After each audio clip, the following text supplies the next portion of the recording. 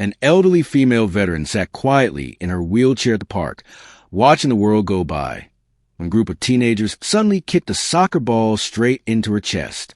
They laughed, pointed, and mocked her, completely unaware that just 5 minutes later, 4 military Humvees would come roaring in, carrying 30 armed soldiers who surrounded the entire park.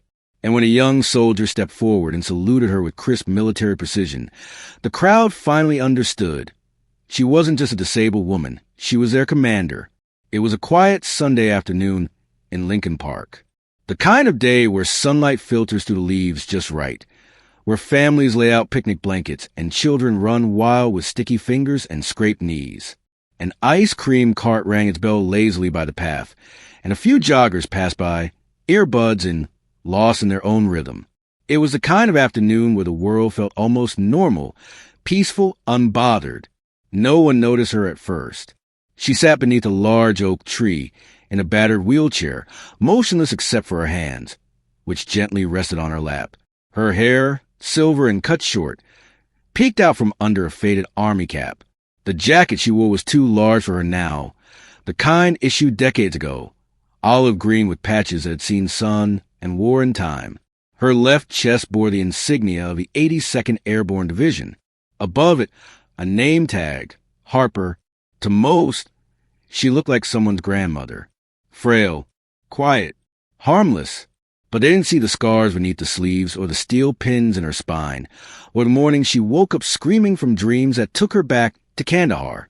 They didn't know she had commanded over 200 men in combat zones, or that she lost both legs in an ambush trying to save 2 wounded soldiers.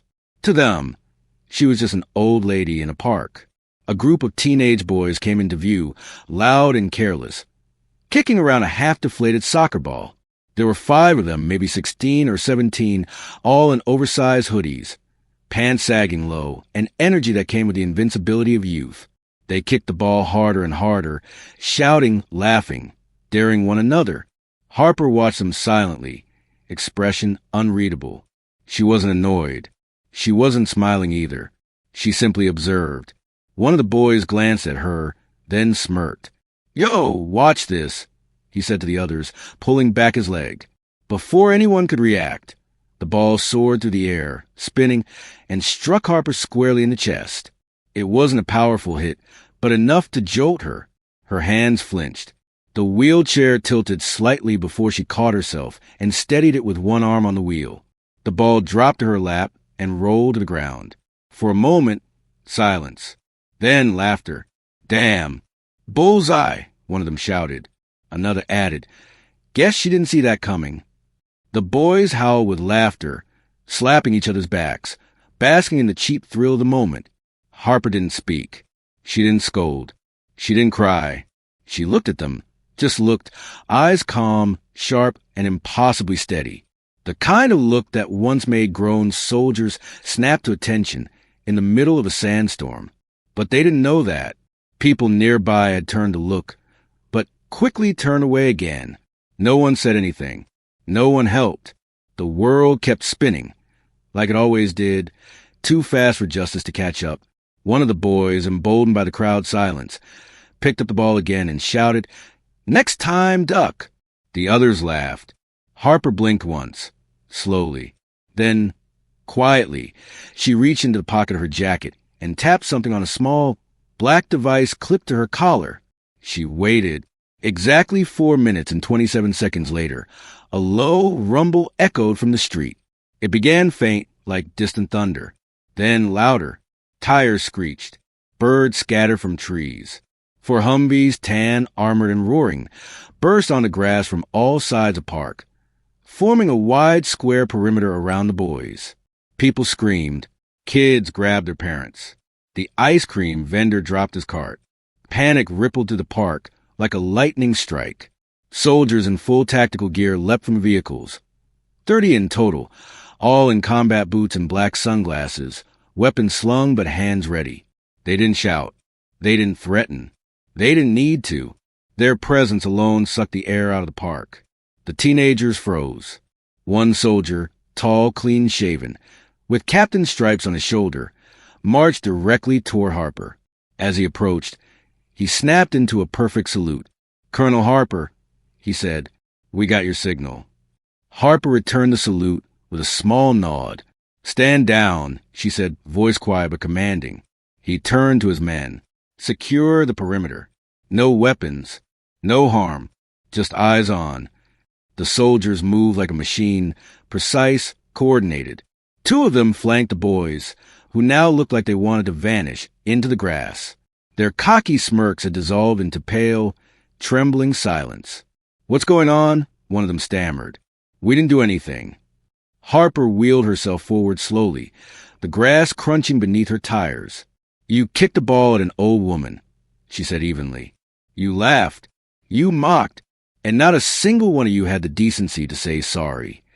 One of the boys whispered, "We didn't know who you were." She looked each of them in the eye. "You didn't need to."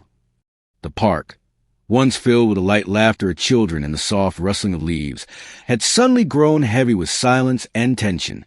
The sharp thud of the soccer ball striking Colonel Harper's wheelchair echoed louder than anyone expected, breaking the peaceful afternoon like a gunshot in the stillness. The group of teenagers who'd been tossing the ball carelessly stood frozen, their earlier bravado drained in an instant. Harper's eyes, sharp and unwavering, locked onto the tallest boy who had kicked the ball. The sun caught the thin scars lining her forearms, silent reminders of a past most wouldn't dare ask about. Her jaw tightened, but her voice came steady and cold, slicing through the thick air. "This isn't some game. You don't get to treat people like targets just because they're sitting still. You don't get to mock sacrifice," she said, her tone carrying the weight of battles fought and comrades lost. The tallest boy swallowed hard, his bravado crumbling. "Ma'am, we didn't mean no disrespect. It was just a dumb joke." Harper's gaze didn't soften. "A joke? You're playing with lives, with honor. That dumb joke could have been something far worse, and you wouldn't have the courage to face the consequences." Around them, the park's usual chorus of birds and children's laughter had faded into an uncomfortable stillness. The leaves whispered in the wind, as if nature itself was holding its breath. Suddenly, the low rumble of engines rolled down the nearby street, growing louder by the second. For military Humvees, armored and imposing, screeched to a halt at the park's edge, kicking up dust and drawing every eye. 30 soldiers spilled out, their boots heavy on the cracked pavement, eyes scanning, weapons holstered but ready. The teenagers shifted nervously under the soldiers' disciplined gaze, their earlier cockiness replaced by visible fear. This was no longer a game. Sergeant Miller, a tall man with voice like gravel, stepped forward. "You boys better start showing some respect. Now!" One by one, the boys sank to grass, their faces pale, eyes avoiding the steady stare of the soldiers and Harper. Harper wheeled herself to the center of the scene, muscles tense but controlled. Her hands rested firmly on the wheels, but inside her heart hammered, not from fear, but the rush of purpose. "You think this is funny? Picking on a woman in a wheelchair?" she asked, her voice rising just enough to be heard clearly by all around. "I didn't just roll into that chair because of an accident. I earned every scar, every ache, defending this country. And if you can't respect that, then maybe it's time you learn what respect really means." A murmur rippled to the small crowd of onlookers who had gathered, parents clutching their kids, joggers halting mid-run, a vendor wiping sweat from his brow. No one moved to interfere, but everyone was watching. The tallest boy finally looked up, eyes red-rimmed. "What do you want us to do?" Harper's voice was firm, but not cruel. "You're going to clean this park. Every piece of trash you see, you pick it up, you'll write a report about respect, sacrifice, and what it means to be a part of something bigger than yourself. That report will be on my desk in 1 week." A soldier handed out gloves and trash bags. Reluctantly, the boys took them, their hands trembling slightly. As they began picking up litter, the sun dipped lower, casting long shadows across the grass. The rustle of plastic bags, the scrape of gloves against pavement, and the low murmur of the boys' voices filled the quiet park. Harper allowed herself a brief moment to look up at the sky, the clouds tinged with pink and orange. Memories flashed, dusty deserts, cold nights, comrades lost, victories won. She breathed in deeply, letting the peace settle over her, at least for a moment. Suddenly, A small boy, no older than 7, dashed forward, tugging on Harper's sleeve. "Are you really a soldier?" he asked, eyes shining with innocent awe. Harper smiled, softening. "Yes, son, and I'm proud to serve." The boy grinned and ran back to his mother, who nodded at Harper with quiet respect. Just then, a sharp whistle sliced through the calm. Sergeant Miller glanced at his watch and spoke into his radio. "Colonel, orders just came through. We're needed back at base." Harper's eyes flickered with something unspoken, duty, urgency, but she nodded. Turning to the boys, she said, "Remember this day. Respect isn't just a word. It's a way of life. You carry it with you in every choice you make." The soldiers formed ranks swiftly, boots pounding the pavement as they boarded the Humvees. Engines roared to life, dust kicked up, and within moments, the military convoy disappeared down the street, leaving behind a park that felt different, cleaner, quieter, and charged with newfound respect.